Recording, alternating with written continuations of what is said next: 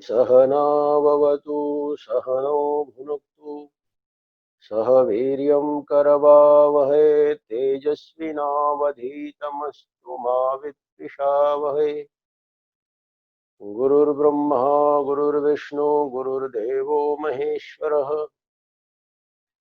गुरुः साक्षात् परब्रह्म तस्मै श्री गुरवे नमः।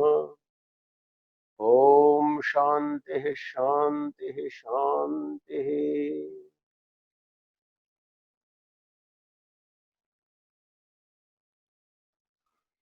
परम श्रद्धेय परम आदरणीय प्रेमपुरी आश्रम ट्रस्ट के अधिष्ठाता प्रतिष्ठाता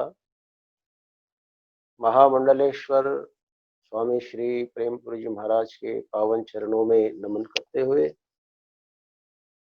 परम श्रद्धेय परम आदरणीय श्रोत्रिय ब्रह्मनिष्ठ भगवत पूज्यपाद महाराज श्री के पावन चरणों में नमन करते हुए बड़े ही सौभाग्य से ईश्वर के अनुग्रह से प्रेमपुरी आश्रम के तत्वावधान में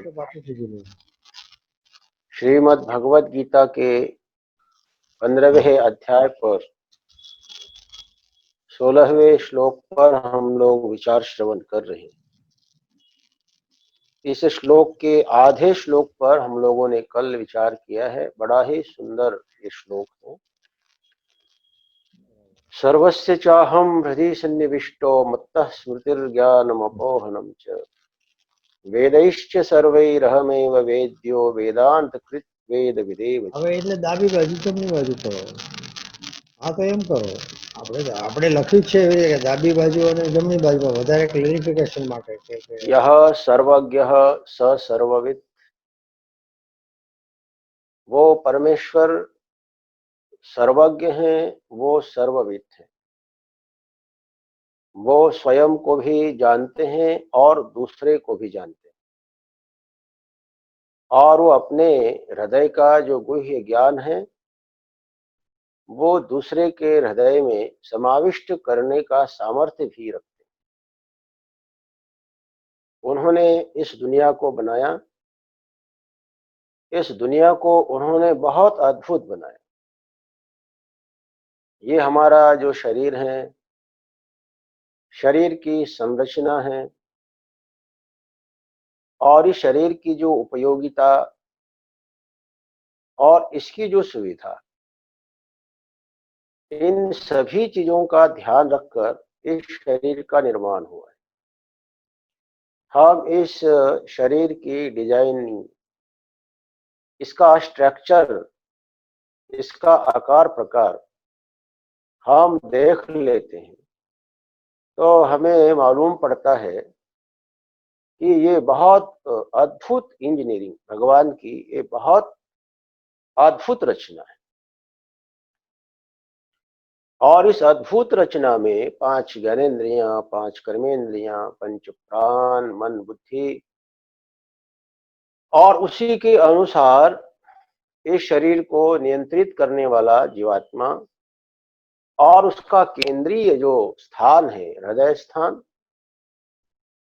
इस केंद्रीय हृदय स्थान में ये जीवात्मा बैठकर इस संपूर्ण शरीर का संचालन करता है। इस शरीर का संचालक जो जीवात्मा है वो भगवान का अंश है, वो भगवत रूप है। इसलिए भगवान ने कहा शरीर का संचालक जो हृदय में निवास करता है वो मेरा रूप है, मैं हूं। सर्वस्य चाहम हृदि सन्निविष्टः। और भगवान ने इसके साथ एक अद्भुत चीज जोड़ी है और वो चीज है ये हमारी 5 ज्ञानेंद्रिय।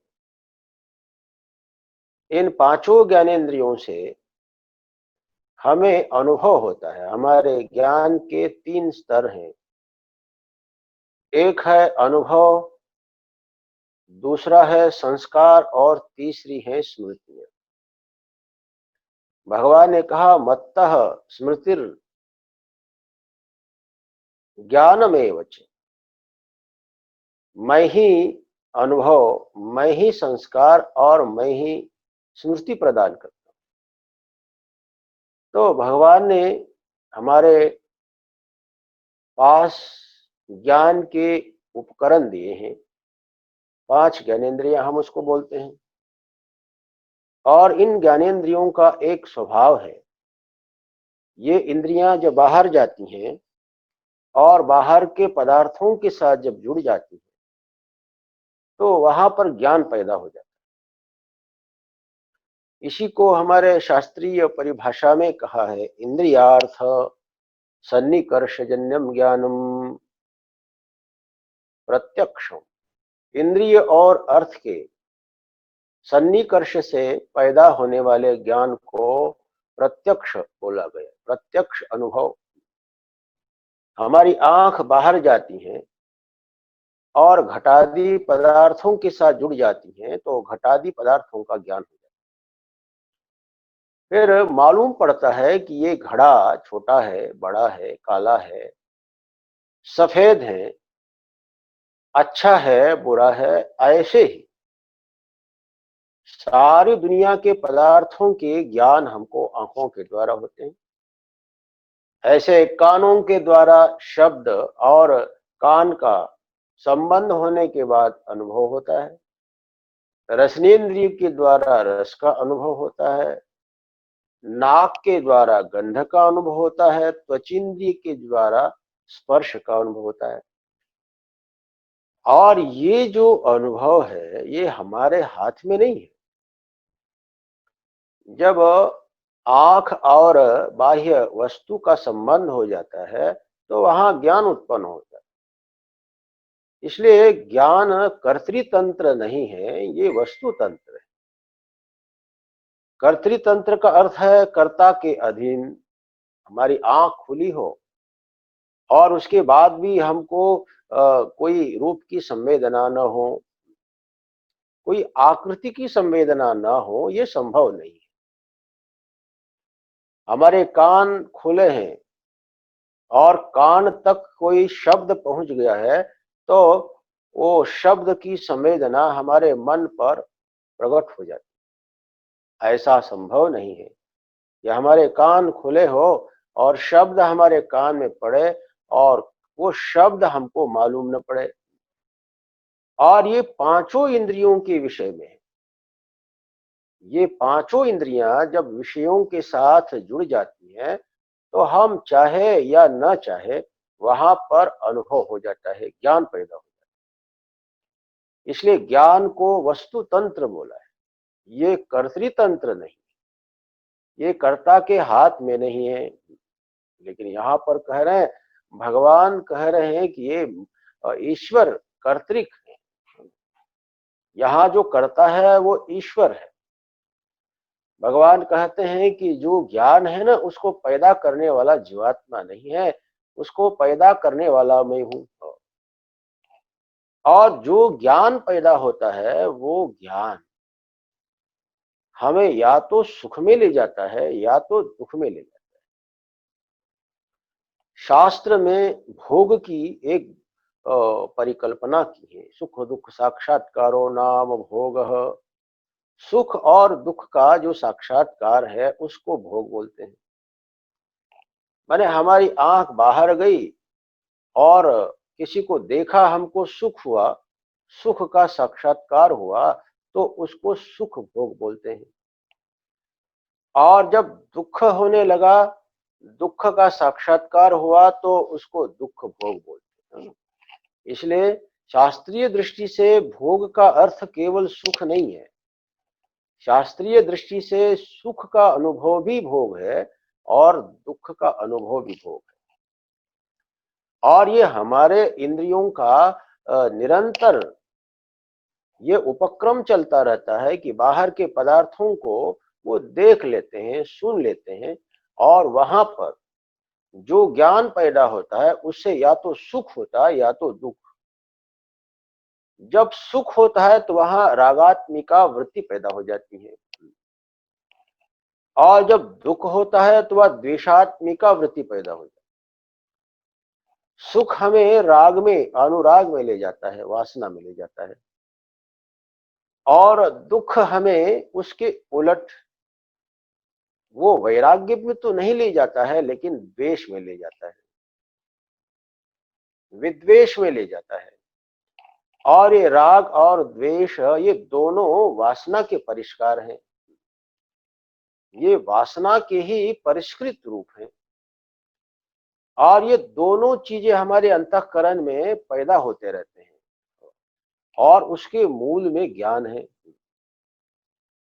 पहले ज्ञान हुआ और उसके बाद फिर सुख या दुख, और वो सुख दुख को लेकर के राग या द्वेष पैदा हो गया, और राग द्वेष पैदा होने के बाद फिर पुनः वासना पैदा हो गई। जिसके प्रति अनुराग हुआ, उसको पुनः मिलने की आकांक्षा पैदा हो जाती है, वो वासना पैदा करती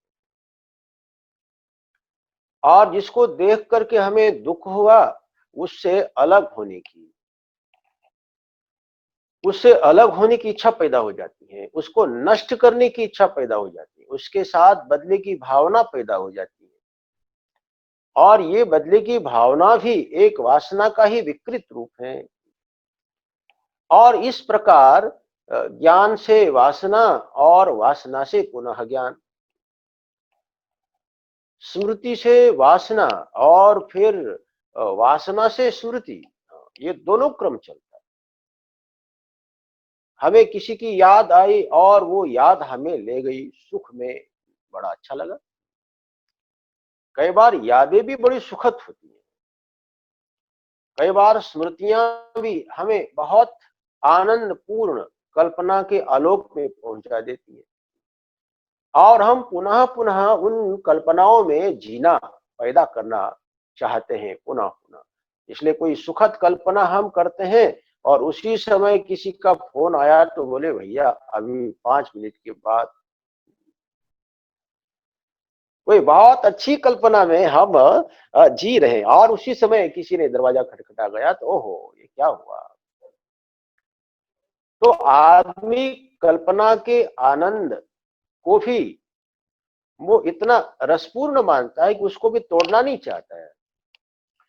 इसलिए ये हमारी जो स्मृतियां हैं वो वासना में ले जाती है, और वो वासनाएं पुनः हमें स्मृतियों में ले जाती है। इसलिए कई बार आदमी किसी चीज को याद करता है, आनंद, ओहो बड़ा आनंद आ रहा था, और उसी समय कोई फोन आ गया, और बातचीत करते रहे, और फोन जैसे ही रखता है आदमी, तो पुनः फिर जहां से वो स्मृति कट जाती है वहां से वो शुरू कर लेता है। ओहो कहाँ से कहाँ तक आए थे हम। हाँ, और फिर वो स्मृति की धारा जहां खंडित हो गई थी वहां से वो शुरू कर लेता है। और यही तो हमारा संपूर्ण जीवन क्रम चलता रहता है। तो क्या क्या यही स्मृति और यही अनुभव, और अनुभव और इस स्मृति के बीच में एक अटूट संबंध है नारायण, और वो संबंध है संस्कार। पहले हमें अनुभव होता है, और अनुभव के बाद वो अनुभव हमारे मन में, चित्त में संस्कार डाल देता है, और वो समाप्ति भी हो जाता है। अनुभव समाप्त हो जाता है। अनुभव बहुत क्षणिक चीज है, लेकिन जो उस अनुभव से पैदा हुआ संस्कार है वो अनुभव की अपेक्षा स्थायी है। जैसे हमने किसी व्यक्ति को देखा और बहुत लंबी बातचीत की, और एक बहुत सुखद अनुभव रहा, लेकिन वो 1 घंटे का संबंध था, वो 1 घंटे की भेंट थी, और वो भेंट जब तक थी तभी तक वो उसका अनुभव था, और उसके बाद वो अनुभव समाप्त हो गया। लेकिन उसके संस्कार हमारे चित्त में पड़े रहे, पैदा हो गए, और वो जो संस्कार है फिर वो स्मृतियों को पैदा करते। अच्छा हमारी भेंट बहुत अच्छी हुई, और फिर वो पुनः पुनः पुनः पुनः वो संस्कार तो स्मृतियों को पैदा करते रहते, और हमारे अंदर इसी प्रकार की हजारों लाखों करोड़ों संस्कार पैदा होकर वो चित्त में स्टोर बना करके पड़े रहते हैं। कितने हैं? अरे बहुत बहुत। हाँ, बचपन से लेकर अभी तक, और पूर्व जन्म के भी संस्कार, और वो संस्कार फिर प्रकट होते रहते हैं, प्रकट होते हैं। वो संस्कार वासना पैदा कर देते हैं। कोई कोई संस्कार बहुत पुराना है, जो कल्पनातीत है, जो बात हमारे दिमाग में कभी नहीं आ सकती है। इतने धर्मनिष्ठ हैं, इतने चरित्रवान, इतने नीतिमान, और उसके बाद भी अचानक कोई वासना पैदा हो जाती है, और वो वासना ले जाती है फिर आचरण में, और उसके बाद फिर हमें भी और अन्य लोगों को भी मालूम पड़ता है कि भाई ये तो इतना बड़ा आदमी हुआ कैसे। इसलिए भगवान ने कहा कि ये जो श्रृंखला है, अनुभव, और उसके बाद फिर संस्कार, और उसके बाद फिर स्मृतियां, तो भगवान ने कहा कि ये सब मैं पैदा करता हूं। तो अब ये बात सोचने जैसी है यहाँ पर, और हमें बहुत ध्यान देके इस पर सोचने की आवश्यकता है। तो क्या हमारे लिए एक छोटे से लेके बड़े तक, अच्छे से लेके बुरे तक, एक सामान्य मनुष्य से लेकर देवता तक, क्या सबकी स्मृतियां, सबके संस्कार और सबके अनुभव क्या भगवान पैदा करते हैं?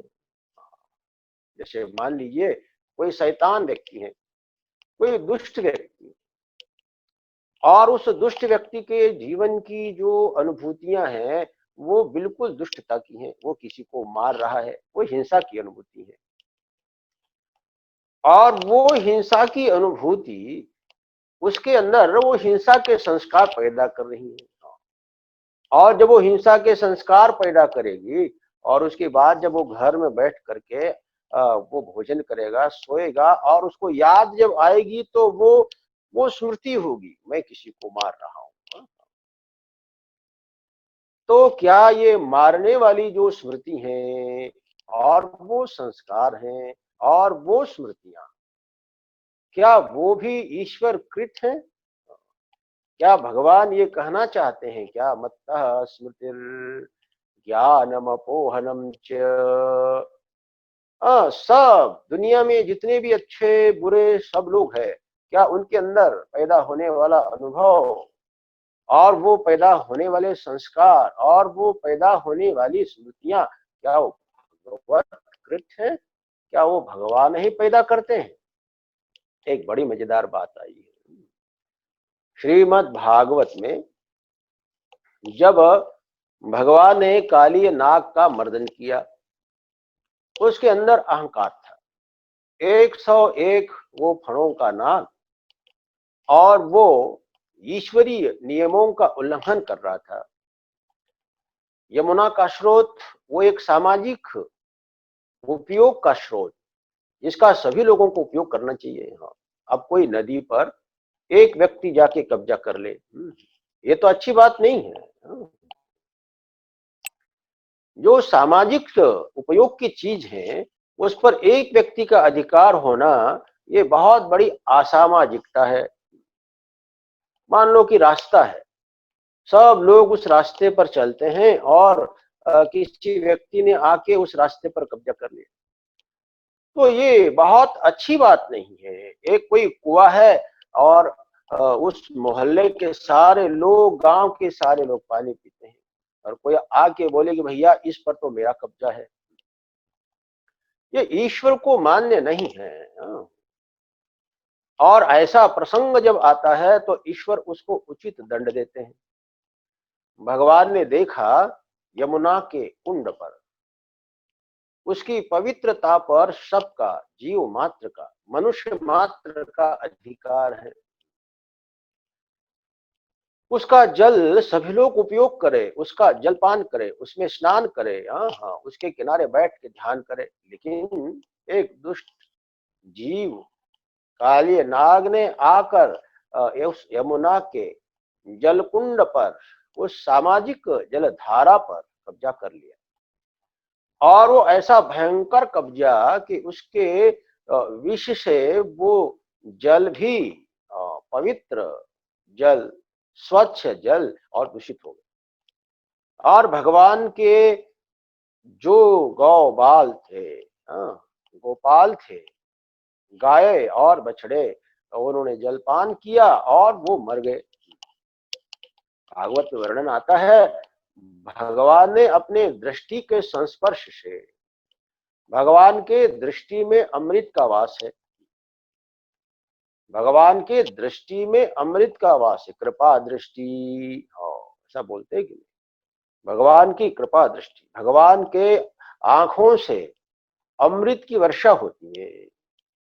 और भगवत संकल्प हुआ नारायण, भगवत संकल्प हुआ कि ये सारे गौबाल गाय मारी गई हैं, वो जीवित हो जाए, और भगवान ने कृपा दृष्टि डाली और सब वो जीवित हो गए। उनको मालूम ही नहीं पड़ा कि हम मरे थे और भगवान की कृपा से हम जीवित हो गए। उसके बाद फिर भगवान और काली नाग का संवाद हुआ है। वो बड़ा सुंदर प्रसंग है, वो आपको सुना रहा था मैं। जब उसका अहंकार टूटा, अहंकार टूटने के बाद भगवान तो उसके सिर पर थे और भगवान नीचे उतर आए। उसके मुख से रक्त की धारा बह रही थी, वो घायल हो गया था। और जब आदमी घायल होता है तो उसका अभिमान टूट जाता है, क्योंकि सुखी आदमी के पास अभिमान करने के सारे कारण होते हैं, लेकिन दुखी आदमी के पास अभिमान करने के कोई कारण नहीं होते। इसलिए स्वस्थ आदमी ज्यादा अभिमानी होता है, लेकिन दुखी आदमी कभी अभिमानी नहीं होता है। दुख में अभिमान टूट जाता है। बीमार आदमी हो तो छाती ठोक के कभी नहीं बोलेगा ओहो मैं बीमार हूं, ऐसा नहीं बोलेगा, कभी नहीं बोलेगा। कोई दरिद्र आदमी कभी नहीं छाती ठोक के बोलेगा कि मैं दरिद्र हूं। दरिद्र का क्या अभिमान। कोई आदमी बहुत कुरूप हो ना, तो कुरूपता का अभिमान नहीं होता है, वो नहीं बोलेगा देखो भैया मैं कितना कुरूपवान, कितना कुरूप हूं, ऐसा नहीं बोलेगा। सौंदर्य का अभिमान होता है, धन का अभिमान होता है, स्वास्थ्य का अभिमान होता है, ज्ञान का अभिमान होता है, मूर्खता का कोई अभिमान नहीं। कोई आदमी गौरव से नहीं बोलता है कि मैं मूर्ख। आज तक कभी आपने ऐसा देखा क्या? ज्ञान शिरोमणि आपने सुना होगा, लेकिन कभी किसी को ये डिग्री लगाते हुए देखा कि मैं मूर्ख शिरोमणि हूं? ऐसा नहीं होगा। इसीलिए नारायण जो अस्वस्थता है वो हमें निर्भिमानिता में ले जाती है, थोड़े समय के। और यहाँ पर जैसे ही वो अस्वस्थ हुआ, घायल हुआ, दुखी हुआ, अभिमान टूटा, और उन्होंने भगवान से पूछा कि हमने सुना है शास्त्र में सब कुछ करने वाले तुम हो, सब कुछ करने वाले तुम हो। भगवान ने कहा हाँ बिल्कुल तुमने सही सुना है, सब कुछ करने वाला मैं हूँ। अरे बोले इस दुनिया को तुमने बनाया? बोले हाँ। और इस दुनिया में जो कीड़े मकोड़े, पशु पक्षी और ये सरीसृप, जो रेंगने वाली चीजें, पशु हैं, रेंगने वाले जो जीव जंतु हैं, उसको भी तुमने बनाए, और सांप योनि को भी तुमने बनाया, और मेरे को भी तुमने बनाया। बोले हाँ। भगवान ने कहा तुमको भी मैंने। तो उन्होंने पूछा कि काटने वाले दांत भी आपने ही बनाए? बोले हाँ। और वो जहर? बोले हाँ। और उसके बाद काटने के लिए जो क्रोध मेरे मन में आया, बोले उसको किसने बनाया? तो भगवान ने कहा मैंने।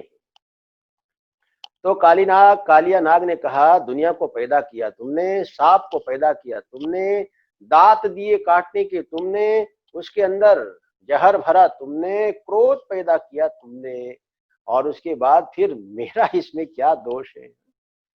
और तुम मेरे सिर पर क्यों कूद रहे थे? अभी मेरे को क्यों दोषी मान रहे हो?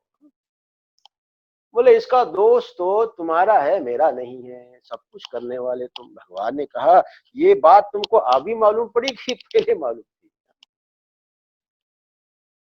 भगवान ने कहा कि ये बात तुमको अभी मालूम पड़ी, पहले मालूम नहीं थी। पहले क्या सोच रहे थे?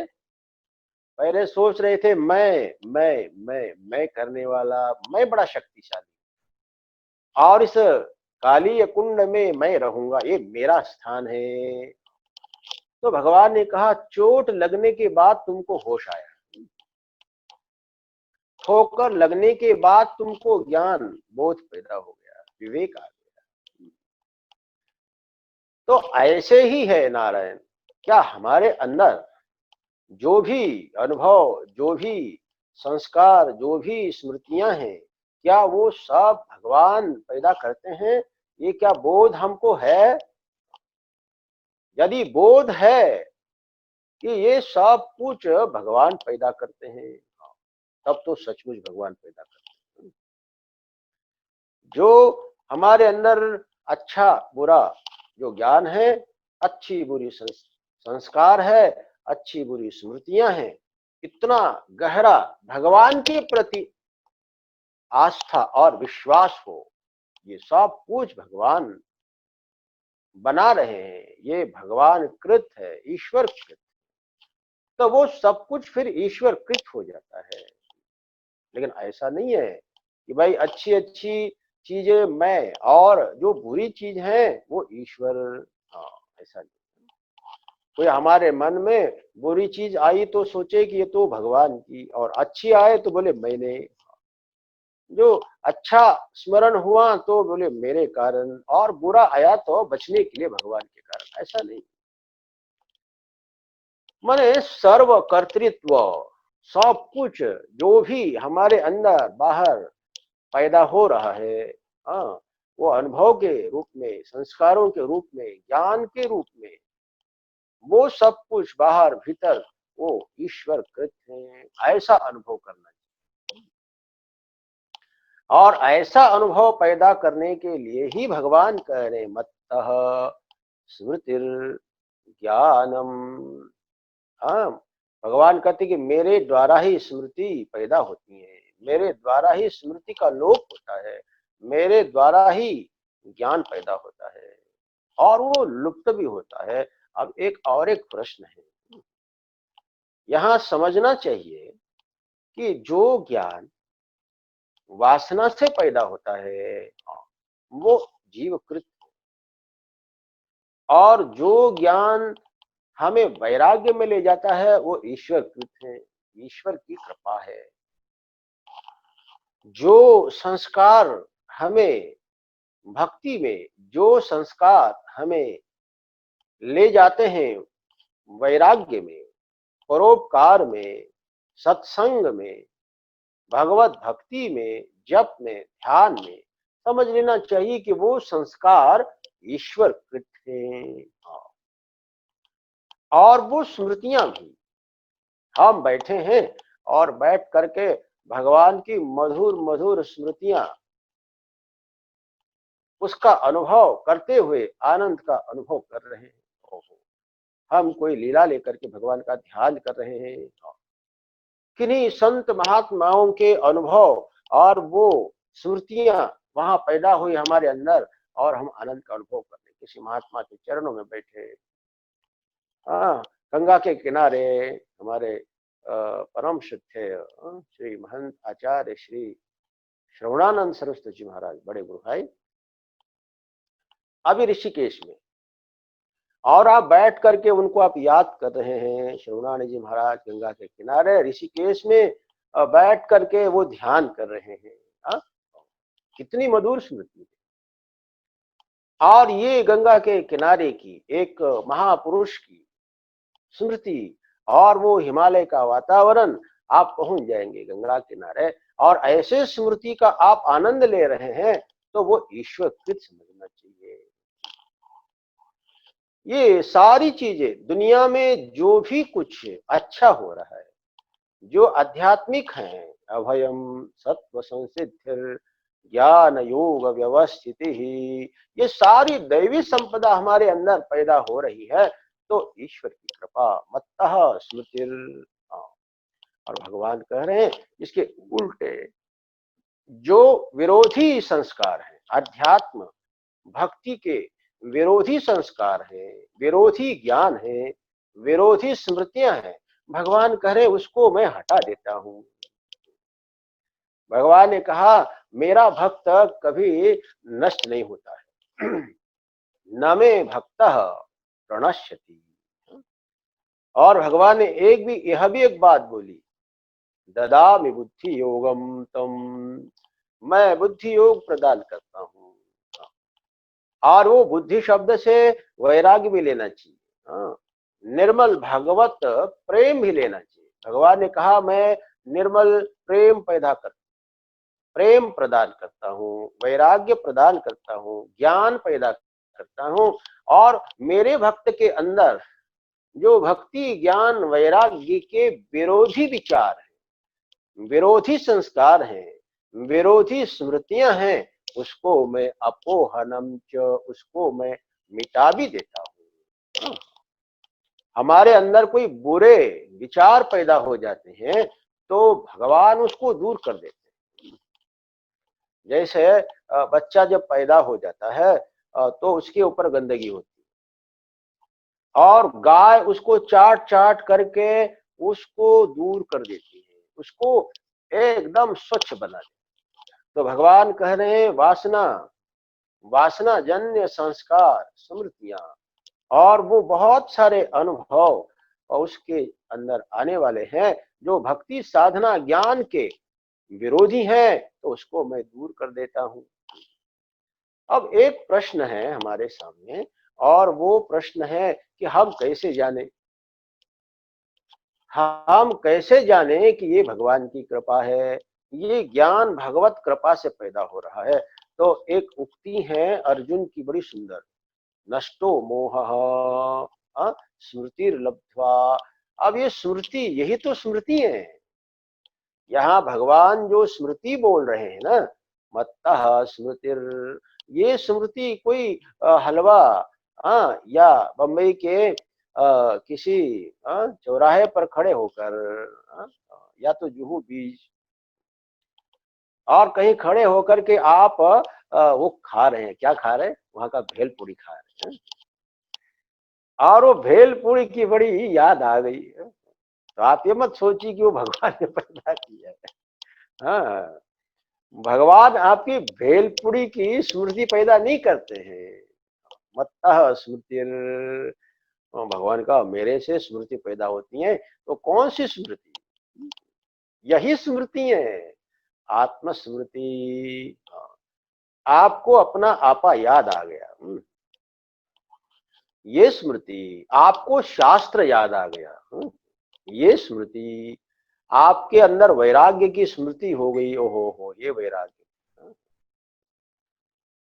आपके अंदर भक्ति की स्मृति पैदा हो गई, हाँ, तो ये स्मृति, हाँ, मत्तः स्मृतिर नष्टो मोहः स्मृतिर्लब्धा, और ज्ञान स्मृति, आत्म स्मृति पैदा हो गई।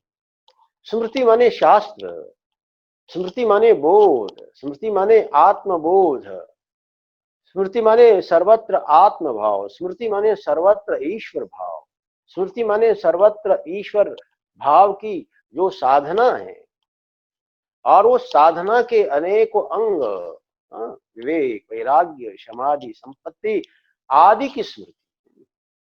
वस्तुतः हमारी जो स्मृति है ना, वो स्मृति लुप्त हो जाती है समय पर, हमारी स्मृति हार जाती है।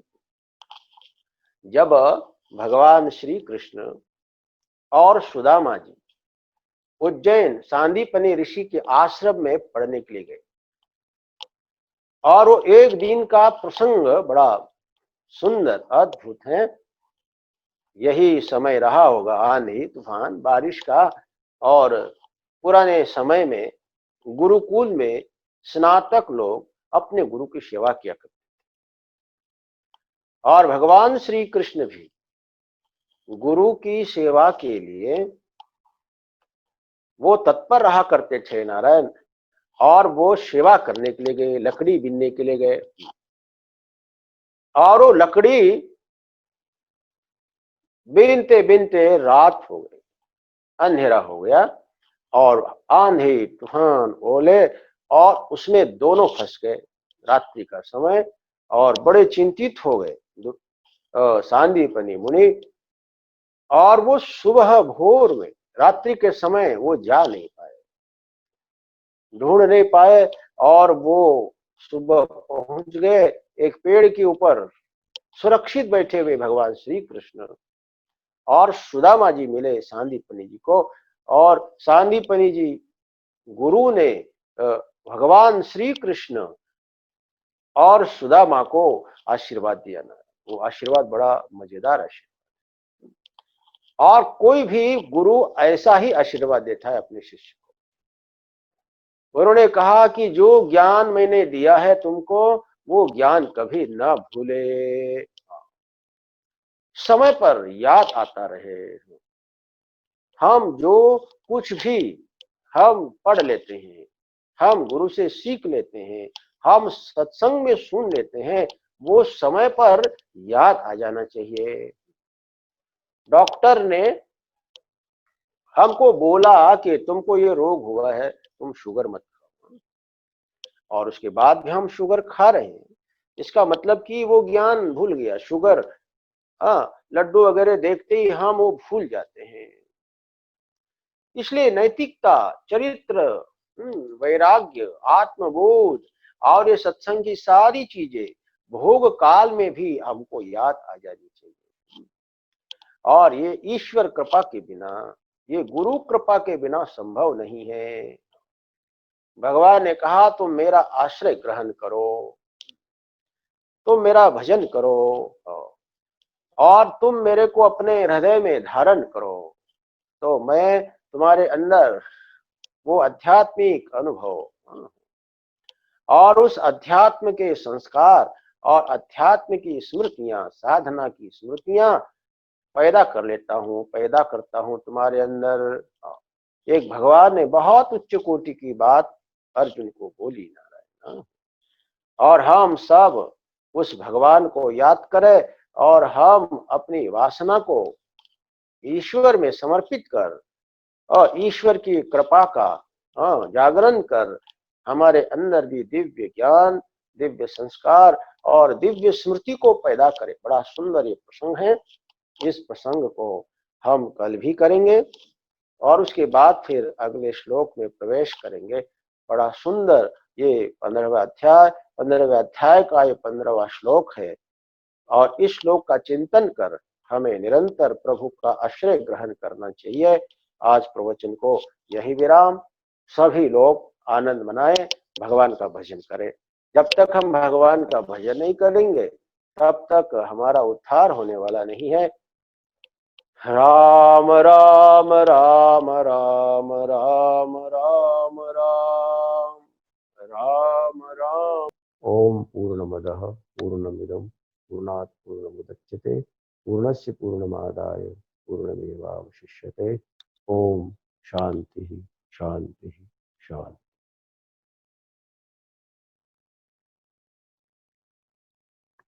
हरि ओम।